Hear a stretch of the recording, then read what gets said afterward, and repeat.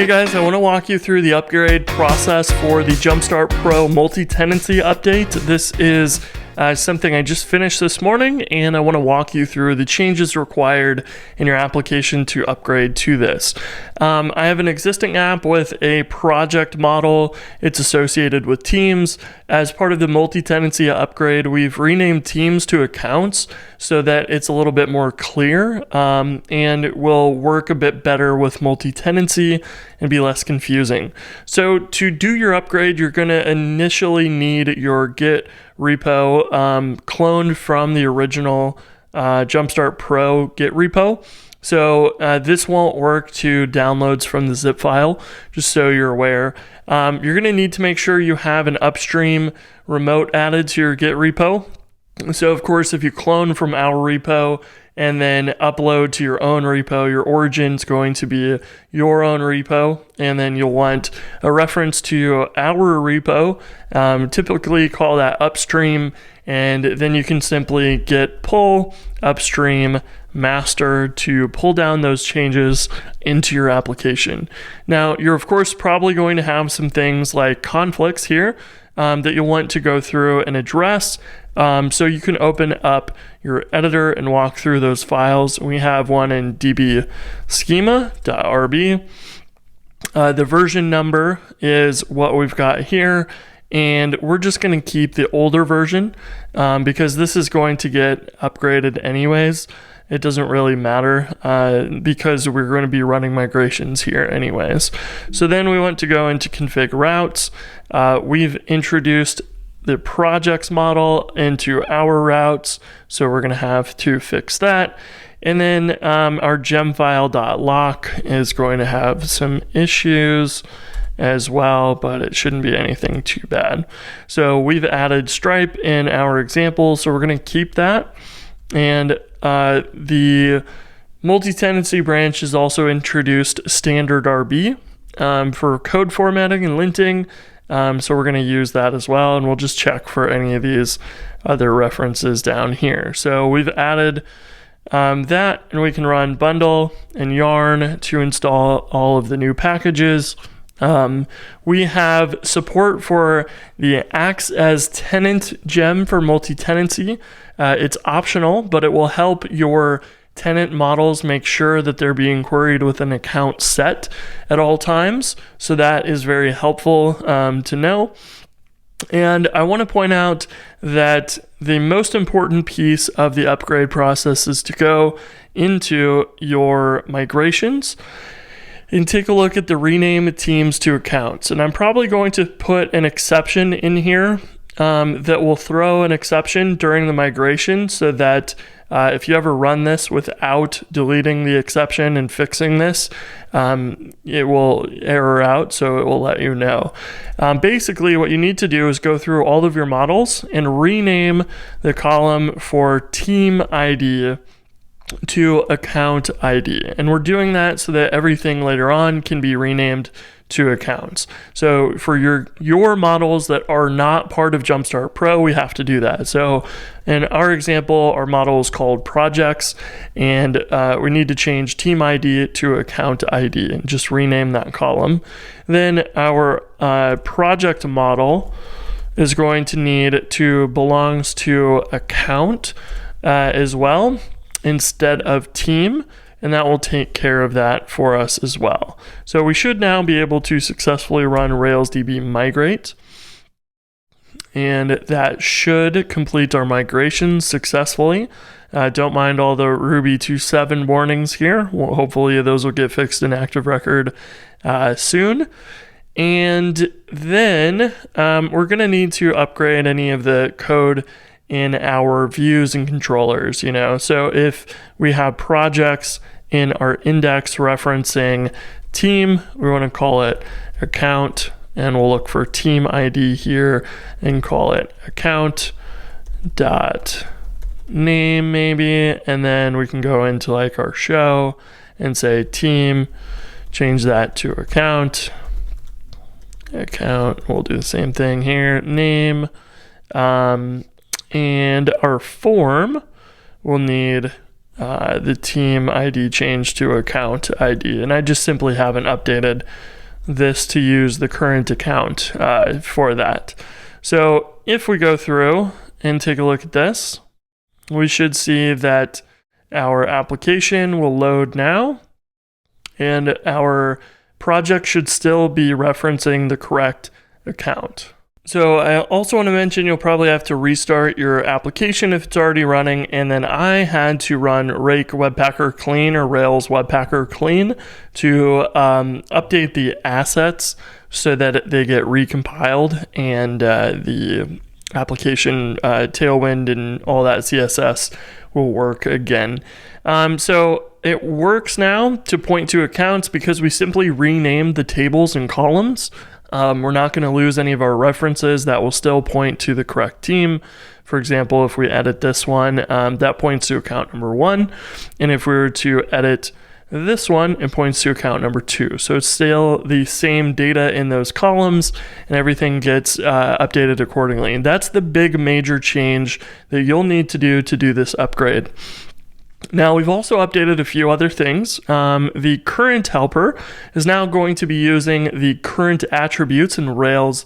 5.2 is, I think, when it was introduced. It's basically a kind of like a model that lives temporarily. So this is going to be where we have access to that. And it's kind of like a global that you have access to. I don't recommend using it too heavily. Don't use current account too much. The helpers are still generally the way to go. If you need an account in your background jobs, pass it in as an argument. Don't reference the current account. You don't want to assume that this thread local variable is going to be set correctly all the time. But we are using that in this update, and it helps for our multi-tenancy updates. So let's talk about the current model real fast. Current is basically going to assign the time zone and the I don't think we need that anymore. I'll have to fix that. It will set the time zone, the user and the account, the user agent, IP address, and request ID. So this is just useful stuff, but you don't want to go overboard with using this, and it's just going to be helpful for certain things. Now, in Jumpstart Pro, we've updated a couple things in the configuration. We now have an accounts tab. You can turn on and off whether or not the default team or account for a user is a personal account. So a personal account is one that can't be deleted. It is going to be mapped to the current user's name and will be kept in sync. And you can turn this off. So if you have an application where you always need to be able to invite other users to your team, you can have this disabled, and it will create regular accounts for them. Now, every user still needs to have at least one account. That's because all your resources should be attached to accounts, and the user will have a default account created for them if they were to delete their last account. So that is a new feature that we have. And then we also have 3 updates for multi-tenancy here. You can have it switch accounts automatically by using your path, subdomain, or custom domains. So what's cool about this is that Jumpstart Pro can switch between accounts automatically for you. So if I was to create a new account here, let's say test account, and create that, and we can switch between these by just clicking on them, and this will set a session cookie and switch between the two. You'll see that this one I'm subscribed, test account I'm not subscribed, so we see the pricing page show up there. And this works great. However, if we were to turn on the other account switching types, let's go into accounts, let's enable those 3. We'll save those changes. This is going to allow us to actually change the account based upon the subdomain, custom domain, or path. So if you've ever used Basecamp, when you click on a account in Basecamp, it will put the account ID in the URL and prepend everything with that. This is working with the rack middleware that we have that will go and look and see if the first path in the route is just an ID number. So it will only work for numbers easily, or something easy you can parse out that's separate from a regular route.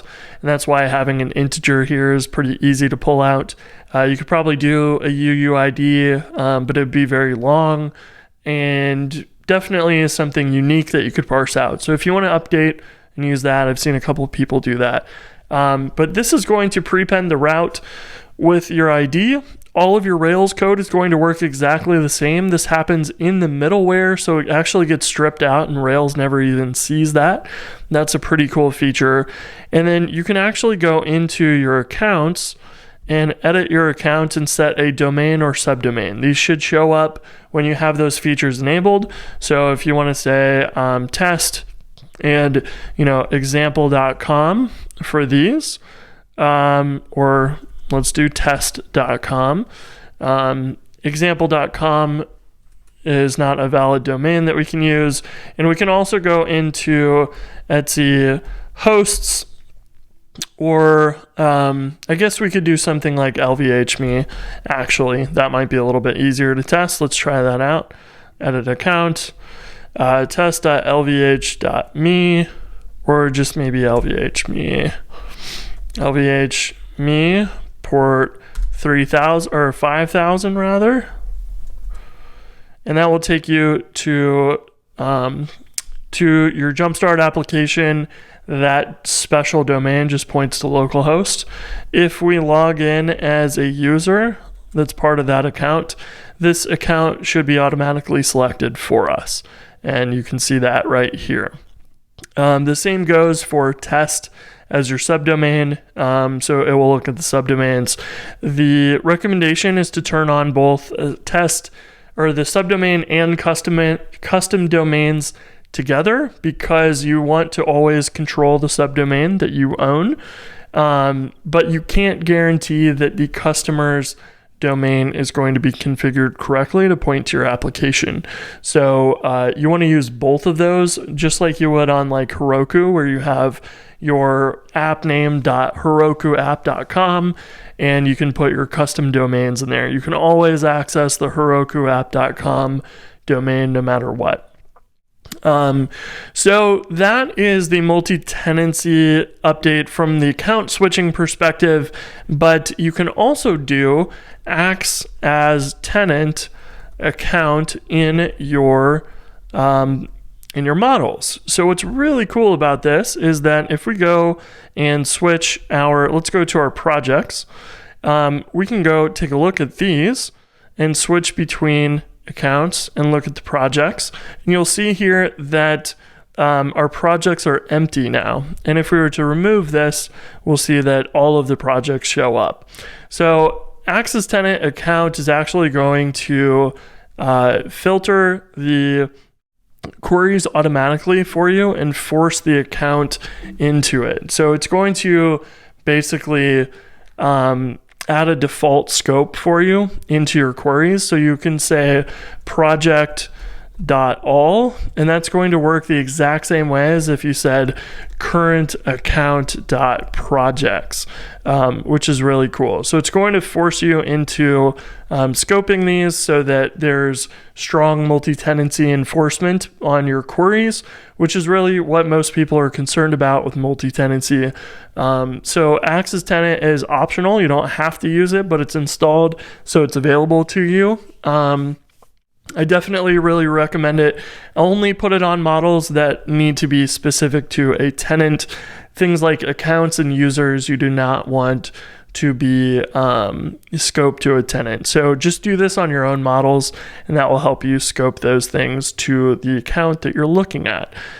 This will automatically scope to current account, or the current account will be set automatically for you, I should say, using a controller concern. So set current request details is a thing that will run at the very beginning of every action, and it will go and set things like the request ID, user agent, IP address, current user from devise, just so you have access to that too in current if you want. And we will go through and choose the account. If domains are enabled, we will try the domain. If subdomains are enabled, we'll try the first subdomain. And if session is enabled, which it always should be, then we'll allow you to switch by session. So that is basically how this works, where it will go through and create, or assign the current account as necessary. And then down here, it will set current account or the current tenant for access tenant to the current account. So that's taken care of for you automatically in this little concern. And I believe in our subscriptions controller, we have fixed an issue where we weren't passing in the trial period days when you subscribe. So that is fixed. That will automatically set the trial period days for you when a user subscribes. We've also made an update to the pay gem. So we're on pay version 2.1 now. And that update allows you to have multiple billable models. So a billable model is like our account, which can pay for things. If you ever need to introduce other ones, it will go ahead and allow that now because we have added a polymorphic relationship. So in Jumpstart Pro, the migrations will already take care of this, but for pay upgrades, you basically need to add a owner type to your pay subscription model. So if we grab the last one here, we'll see that our owner type is set to account. So we have that as a new field that will basically reference the polymorphic association. It used to be hard-coded to a single class. Now it can point to anywhere. Aside from that, I think some of the small changes that we've done is we've upgraded to the latest Tailwind CSS. So if you want to use Tailwind UI with this, which I would highly recommend, you are free to upgrade that or introduce that. And there's probably a handful of other little things we've got updated, but for the most part, this is the core of that functionality. We've added quite a bit here, as you can tell by this screencast going on for like 20 minutes. And I almost forgot the very last feature that I've added is the scaffolds are now sortable by the columns. So this adds a few helpers. We can run Rails DB migrate after we create our scaffold. We can refresh our page once that is done. There we go. If we go to posts, create a new post, test, body, and we have another one such as test 2 and body 2. We can go to the index and our headers now are sortable. So now we can sort descending, ascending, and it will just flip between those automatically for us. And it will do that for all of the columns in our database. So this is pretty handy to have sortable. The actions, of course, are not sortable because there's really no reason for that. And you can go into, say, the post index.html ARB and grab the sortable links. So the way these work is you call the sortable helper. It will take an active record relation, and then the column you want to sort, the database column name, the title you want to call it. So in this case, it's just the title, and then any optional classes you want for the link because it's going to generate a link. And app helpers, sort helper will define sortable. You can feel free to enhance this as you need to. We're using the font Awesome Carrots for the sort up and down arrows, and all of that is sorted, as you can see, through that sortable. Now, the sortable concern is something that has some other helpers for us. This will look for a sortable columns method on your model so we can whitelist which columns we want to allow sorting on. The sort direction helps us make sure that you've chosen either ascending or descending, and if you said anything other than that, it will use ascending. Same thing with the sortable columns. If you try and specify anything else, it will switch it to created at. And then inside of the application record, we've added the sort by params helper to do the sort for you, and it will verify the sortable columns. And by default, your sortable columns will be just the active record columns by name. So if you want to go and override this method in your post model, your project model, whatever it is, you'll be able to add that here. So that is a useful update that makes sorting a lot easier. And the other thing I should point out that if you go into the post controller, you will see that it will now do, instead of post.all, it will do post.sort by params and pass in the sort and the sort direction, sort column and the sort direction. So that's it for the multi-tenancy update. We've got a lot of other features that we've added, a lot of core things that make building products and SaaS businesses a lot easier. So hopefully this will help make you take you from an idea to a real business in a lot less time. So that's it. If you run into any issues, let us know in the GitHub issues, and we'll get those fixed right away. Until then, I'll talk to you guys later. Peace.